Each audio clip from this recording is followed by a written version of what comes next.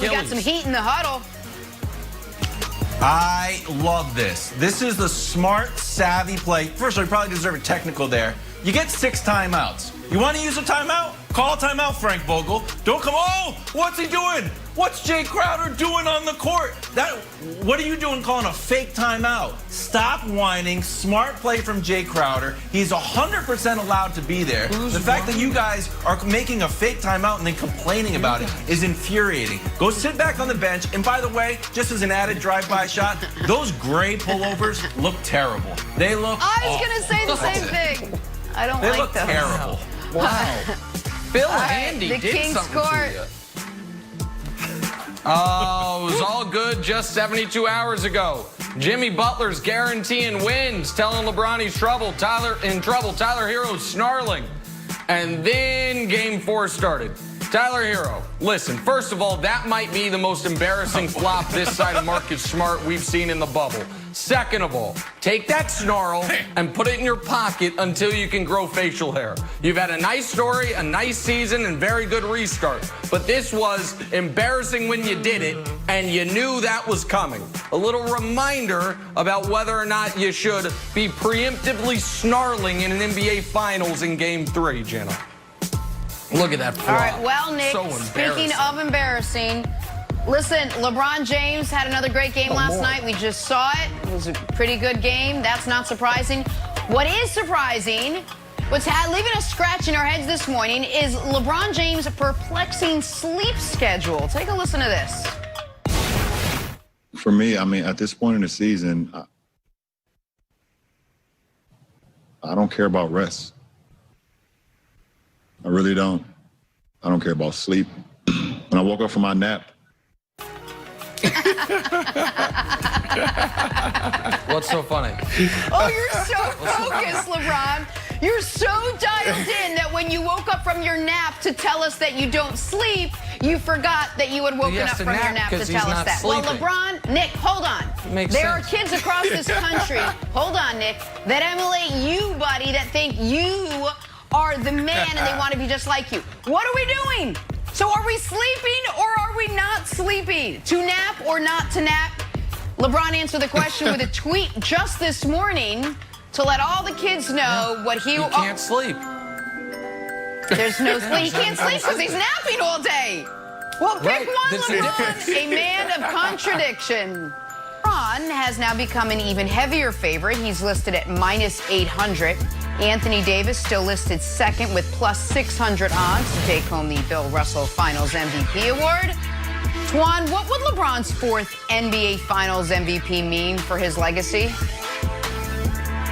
I don't think it'll mean much for his legacy. I think his legacy is already set. We already know where LeBron stands in the history books, but obviously LeBron is continually adding stats and putting things, you know, chasing all these ultimate records, but I don't think it changes his legacy at all. Right now, I still believe that he's behind AD to win this MVP award. If you really look at this series and how this series has went, LeBron James hasn't been great this series. He's had 14 turnovers in the last 2 games. Hasn't been that great offensively. You know, he did have a good 4th quarter last night, but AD's been more consistent. Besides for getting in early foul trouble, AD's been the most consistent. And defensively, the job that AD did on Jimmy Butler as far as forcing him away from the basket, making him make tough decisions, I think kind of separated himself a little bit. So a solid performance in Game 5 would kind of put AD in that position to be the MVP of this series. But LeBron's legacy does not change at all winning MVP. It's already there. So I don't think this MVP against the Miami Heat would make it that much different than what it is already. All right, I'm having a hard time digesting everything Antoine just said, so give me a second here. First, let me address the legacy stuff, then let me address the Anthony Davis stuff. Here's why it would be massive for his legacy. There's 5 guys in the history of the league with at least 3 of these things. This, of course, would be LeBron's 4th, but we know who those guys are. It's Jordan, it's LeBron, it's Shaq, it's Duncan, and it's Magic. What all those guys have in common is they won those alongside all-time coaches. Magic won his first with Paul Westhead, but then with Pat Riley. Duncan had Pop the whole way. Obviously, Shaq had Phil Jackson, and Jordan had Phil Jackson the whole way. LeBron, forget 3 different franchises. He'd be doing it for a franchise coached by Ty Lue, who had never won anything before LeBron came around, hadn't been a head coach.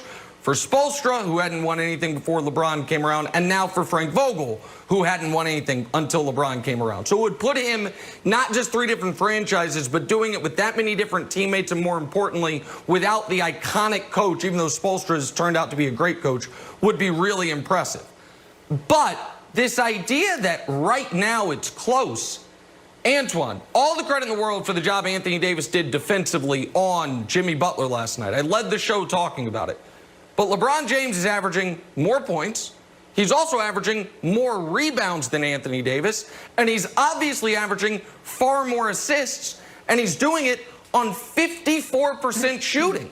Like, I think our mind gets tricked a little bit in what's a good game and what's not for LeBron. You're right. He's turned the ball over too much the last 2 games. But the first 2 games, he had 2 total turnovers. So I don't know the case that Anthony Davis has been more impactful when LeBron is averaging more points, rebounds, assists, and in LeBron's high turnover game, AD had 5 himself despite barely handling the ball, Antoine.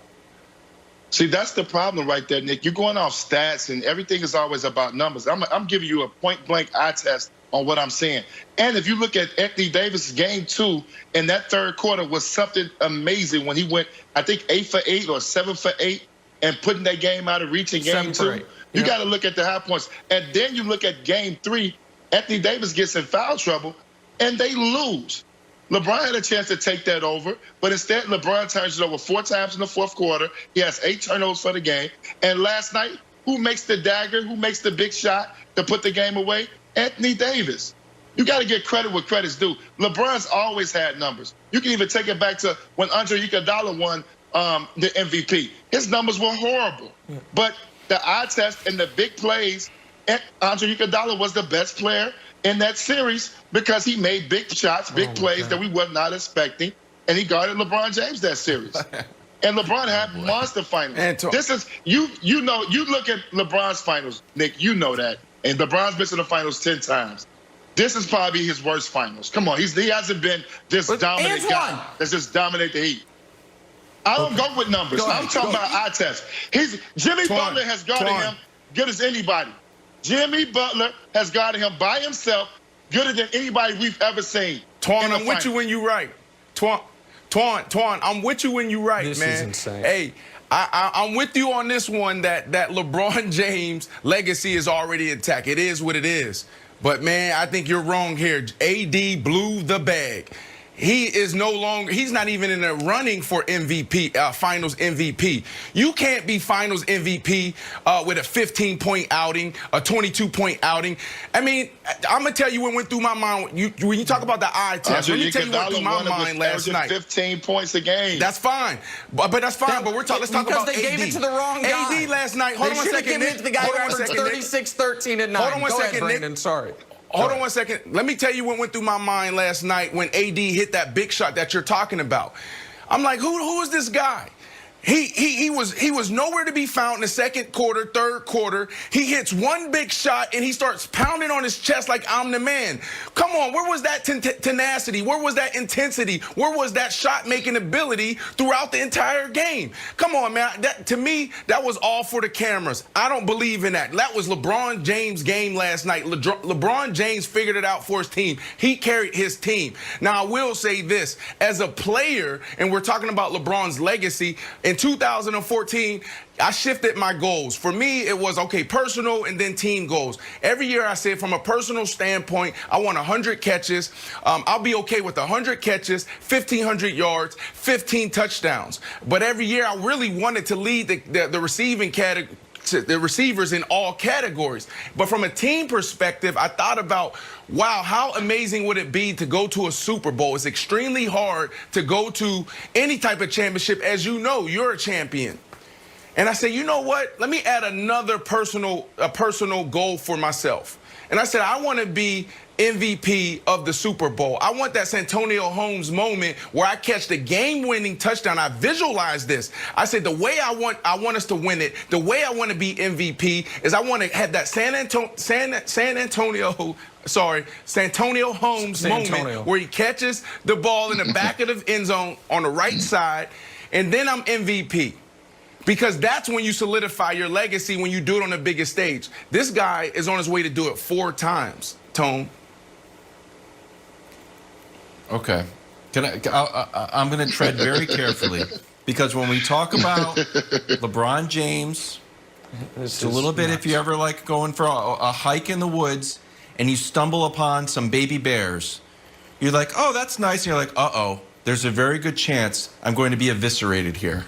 And that's what Nick is. Nick is the mama bear looking like, are you teeth, claws out.